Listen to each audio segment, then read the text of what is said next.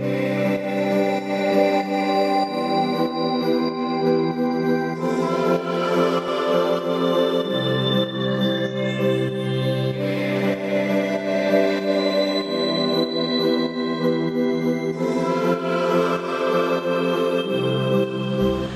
everyone, my name is Pamela Rita Munyi.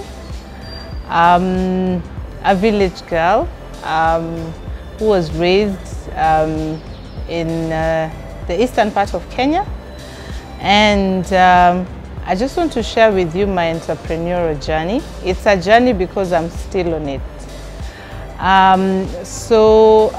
Just like every young person, I went to school. And then when it was time to do my college, I came to Nairobi for college. Of course, it was very difficult. You come to college and your school fees is paid, but you have no pocket money, you have no money for nothing. So it was at that time I began to think about how do I get money in my pocket? How do I do what I love and make sure that I have some money in my pocket? So we began to have conversations about the things that we are passionate about and would like to do.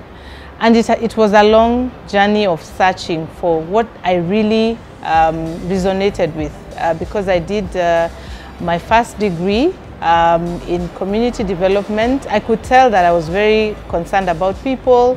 I was bothered about poverty. I was bothered about how, you know, we could just have people more actualized and more self-aware. But the biggest break came when I did a course in coaching and mentoring. It was a course for young leaders, and we were being trained on how to coach and mentor other people. So I did that course, and I remember when I did it in 2008, I felt that this is what I wanted to spend the rest of my life doing. And that was called mentoring and coaching. So it was a 2-year course. You're trained on how to walk alongside people and help them discover their purpose, you know, what they are really wired for.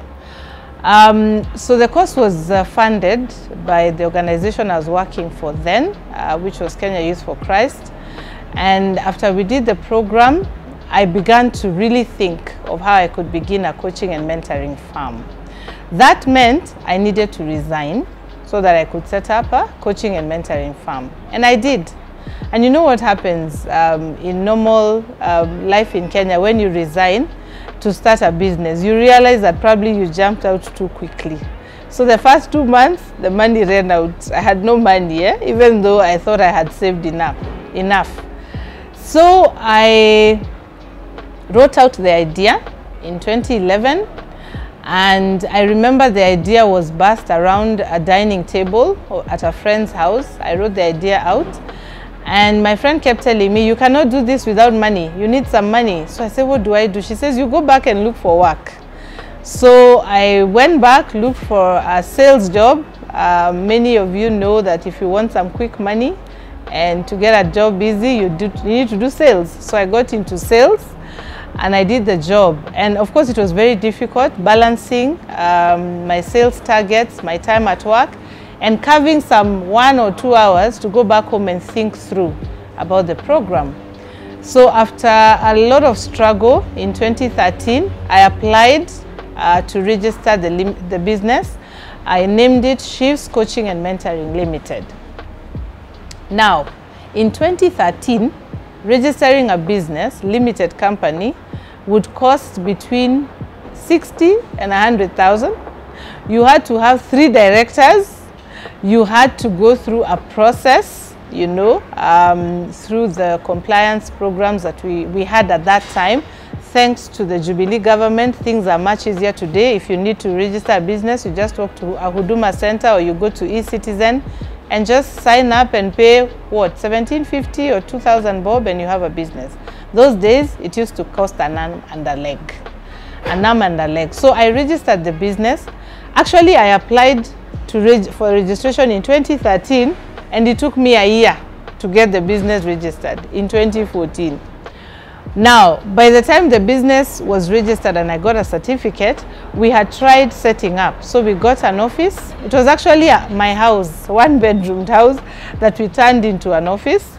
and I got a friend of mine to do the reception and admin and everything. So what happens? We have a grand plan, we did the business research, and we have offices, and we began. Who came to the business? Nobody. We struggled. We told ourselves we'd go to primary schools. Nobody was buying our idea. We went to high schools. Nobody was buying our idea. We ended up in church. Church is the one who told us, okay, you can have some motivational talks on the side, but don't charge a coin. Nobody's going to pay for whatever you're talking about, because it is coaching and mentoring. Who needs to pay for that? So we did it for a year, and guess what? We had to close shop because we did not have clients, and we kept, you know, spending money. We had rent to pay, we had utilities, we had power to pay. So we folded the business. That was very painful, and we decided, let's go get jobs and save up some more money. Then we rethink the idea and come and begin. So we were closed for about 2 years. We came back, and one of the things that was very helpful is a course that I took in a church that was teaching us how to do business. And one of the things, they used to refer to it as kingdom business. And one of the things they said is that when you start a business as an individual, you need accountability partners.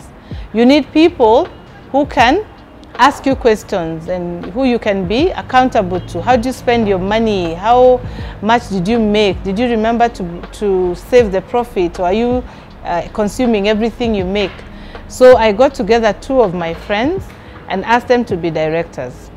And they accepted. For no pay, of course. I couldn't pay them nothing. So we'd meet every quarter to brainstorm. And so with a lot of guts, we set up again in 2017. And this time round, we asked ourselves, how can we run this business with minimum costs? We thought the first thing is to get people who are passionate about coaching and mentoring and ask them to come and volunteer. All right? The second thing is to work remotely. What that means is we don't really have to have activity every single day at the office. We work remotely. And what that means is that you can work from home wherever you are.